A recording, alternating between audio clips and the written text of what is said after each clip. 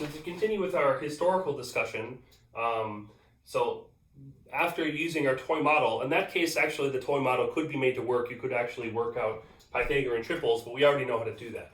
So what about higher exponents? Well, in a second, I'm going to talk about why it's enough to study just prime numbers, prime exponents. So let's just assume, just because things look a little nicer anyway, that I have a prime exponent equation, z to the p equals x to the p plus y to the p, and p is an odd prime.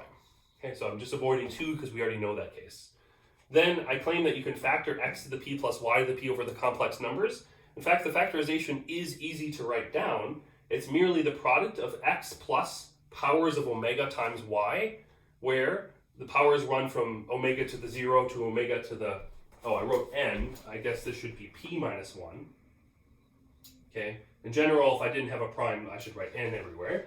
And what is omega? Omega is a primitive pth order root of unity. What does that mean? It means omega to the p equals 1, and this primitive just means like omega is not already 1, for example. Right, so specifically I can take the complex number, omega is e to the 2 pi I over p. So that thing to the p is e to the 2 pi I, which is 1. All right, great. So this is how I can factor this binomial over the complex numbers. You can always just write that down. All right, and you would try to follow this toy model. That's what LeMay tried to do, and you should, by similar reasoning to the toy model, right? So as I mentioned, like the x squared plus y squared, that's great. So we've talked about primes that are sum of two squares a little bit, and we'll talk a little bit more about it. Right, but that's the case where you can factor over z of I and everything's nice and it's a beautiful classical thing that would have been known. By similar reasoning to the toy model, you try the same type of thing, and for a primitive solution to Fermat's last theorem, you should try to argue that if x, y, and z are co-prime, that each of these factors are also co-prime, right? So that actually works in the n equals 2 case in a very simple way, right? So are these guys co-prime?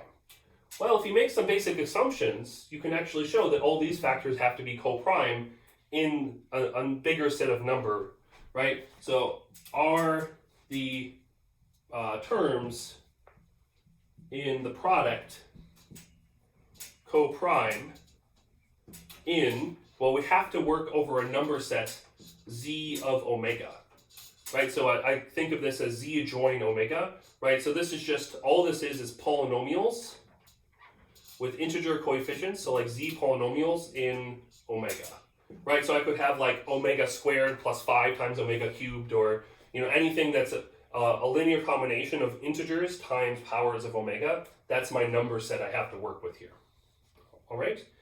If you know a little abstract algebra, right, that's a ring. All right, great. Right, and if you can show that, so that's basically what LeMay argued, is that these guys should also be co-prime. If you can show that, if you have a fundamental theorem of arithmetic,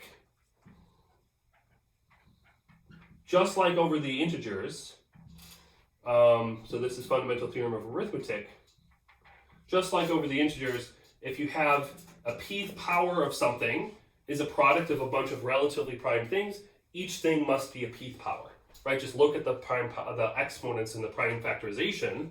So if there's a fundamental theorem of arithmetic, which LeMay assumed works fine, then each x plus omega to the, let's say, j times y, for example, x plus y itself, is a perfect pth power.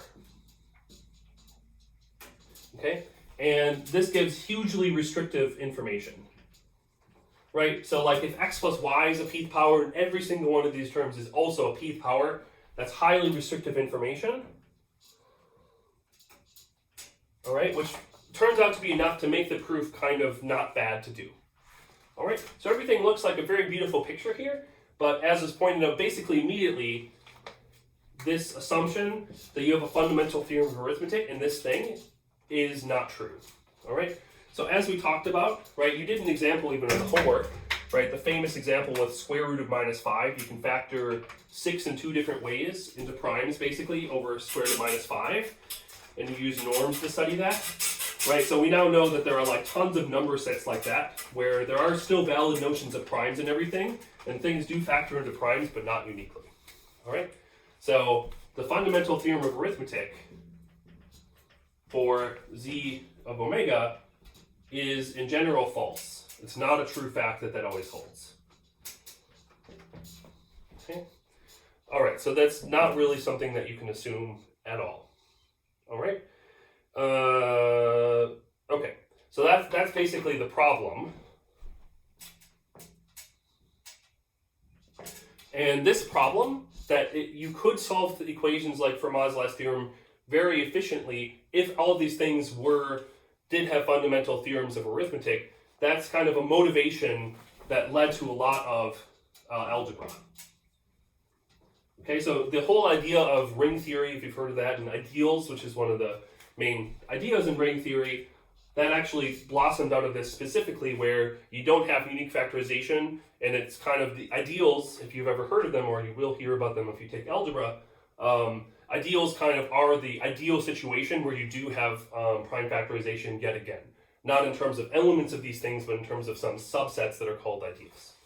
But this really led to quite a lot of things. So rings, ideals, and then people started classifying, well, okay, so a lot of the time fundamental theorem of arithmetic fails, but you can still classify how badly it fails. And one of the big theorems, one of the major theorems in the subject in algebraic number theory, which is like a follow-up to what we're doing in this class, is that these sets, they're failed in a certain sense that you can quantify very explicitly. The failure of these things to have unique factorization into primes can be classified by a finite number. And actually, sometimes even when you have this failure, using the structure of this finite number, the structure of the set of failures, you can actually still recover and still do the same type of proofs like the Lemay style proofs. You can fix them up and actually make them work, all right? So basically, that's what Kummer did for Fermat's last theorem. So he kind of like was inventing a lot of this stuff to study this, and now in modern language, a lot of it involves classical things, but kind of because Kummer invented them for Fermat's last theorem a little bit. So Kummer fixed it up and proved Fermat's last theorem for, I'll just say, a bunch of primes. Okay. We still don't know if his set is infinitely many or not, but there's a very easy test to take a prime, test if it's going to be one that satisfies his conditions. And it's exactly using the mantra that I said, fixing up Lemay's proof using some further algebra ideas. And actually, that's exactly what I'm doing in my graduate class this week, is I'm actually following Kummer's fixed up proof. So possibly Kummer proved it for infinitely many primes, presumably, but we still don't know if that's an infinite set. Okay, so the final proof was by Wiles, and Taylor, Wiles, etc., but by Wiles in the 1990s. Okay, so initially in 1993, but there were a few things that had to be fixed, so in 1995, I guess, was the final version with everything corrected. But Wiles had this amazing proof. It's like the most amazing proof in number theory, certainly in my lifetime. I don't really remember it. I was very young. I was just 4, I guess, when he announced his original proof, so I certainly didn't know about it at the time, but still, like, in the last 50, 100 years, I mean, it's one of the major seminal proofs in number theory in a very long time. So certainly in my lifetime, I would 100% say this is the most important theorem in number theory, one of the most important theorems in mathematics, right? So this took, from Fermat stating it to Wiles proving it, it was an obsession of many mathematicians who worked on it, and it took over 350 years to solve it. So Wiles solved a 350 plus year old conjecture. All right, and basically it uses very modern ideas. So the theory of modular forms, which is what I study, which are closely connected. Now they're also important because they're connected to elliptic curves, and I've mentioned those are very important to cryptography. So like when you swipe your chip on your credit card, it's actually doing elliptic curve calculations. So Wiles, all this stuff was developed, that Wiles is doing, it's developed for pure purposes to solve basic problems like Fermat's last theorem, classical elementary number theory problems.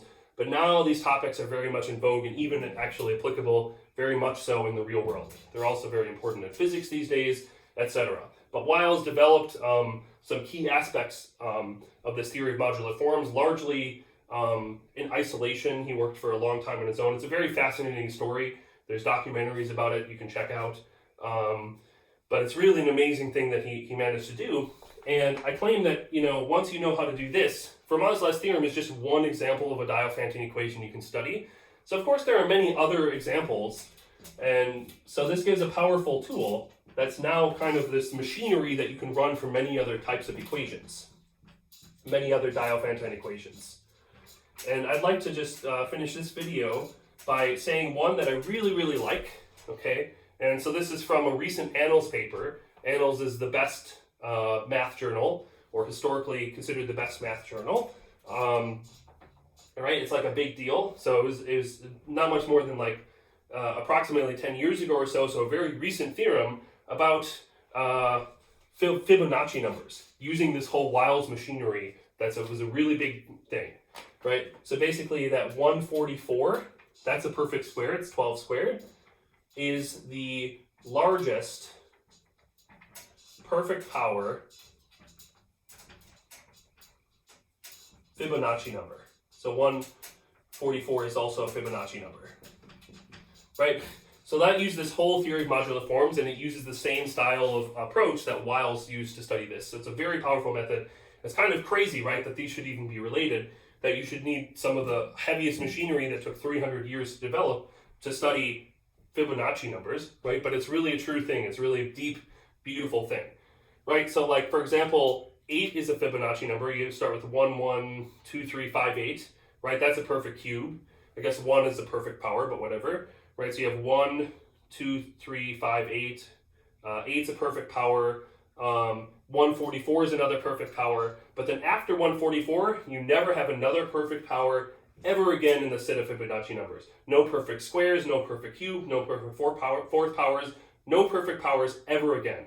Right? It's a really remarkable result that you could have discovered this hundreds of years ago, but the proof of it really requires some of the fanciest and most beautiful deep mathematics, right? But I just wanted to summarize that many things from classical topics in undergrad math through the whole graduate math program that people use in research today, studying many other types of problems, studying problems in the real world, all of them have this inspiration in this one singular problem of Fermat's last theorem, this single equation that for many mathematicians over hundreds of years became an obsession and kind of a motivation to discover many things. So, so we're going to prove it just in one special case. And I think it's also important to talk a little bit about the history, one, because it's fun, but two, because, it really shows that even us proving one case of it is a significant thing.